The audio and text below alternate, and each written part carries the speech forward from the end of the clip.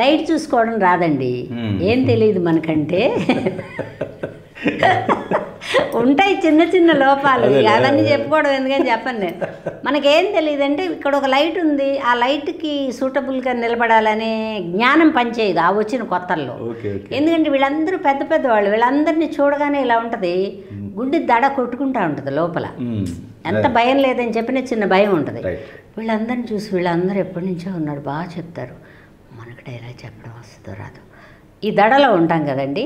ఈ లైట్ చూసుకోవడం ఓసారి ఎప్పుడు వచ్చారు, నువ్వు లైట్ చూసుకోవా అన్నాడు ఒకసారి. చిరంజీవి నీడలో నిలబడి చీకటిగా కనబడుతున్నా, అది నా మంచి కోసం అంటే, మరి నువ్వు ఉన్నావు కదా అన్నా. నేనుంటే నీకు లైట్ చూస్తాను. నాకు తెలియలేదులే అబ్బాయి, చీకట్లో నిలబడ్డానా, ఎక్కడ నిలబడ్ను, నా మంచి కోసమే పెడతాను. నవ్వంటే నవ్వండి నాకు, ఏంటి నేను అలా అన్నాను, నువ్వు ఉన్నావుగా అన్నానేంటి, అతను కెమెరామెన్ కాదు కదా అనుకో.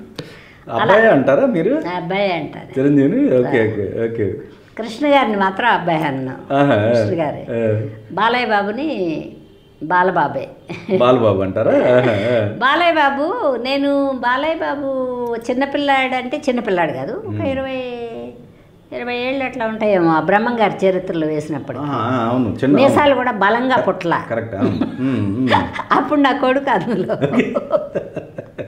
అందుకని అప్పుడు బాలయ్య ఇప్పుడు కూడా కనపడతాడు నాకు. ఓకే ఓకే ఓకే, అదేలేండి. ఇప్పుడు కొన్ని సంవత్సరాలు గడిచినా కూడా ఆ బాలయ్యే ఉన్నాడు నా బ్రెయిన్లో. రైట్, ఆ పిల్లోడే ఉన్నాడు. Okay okay.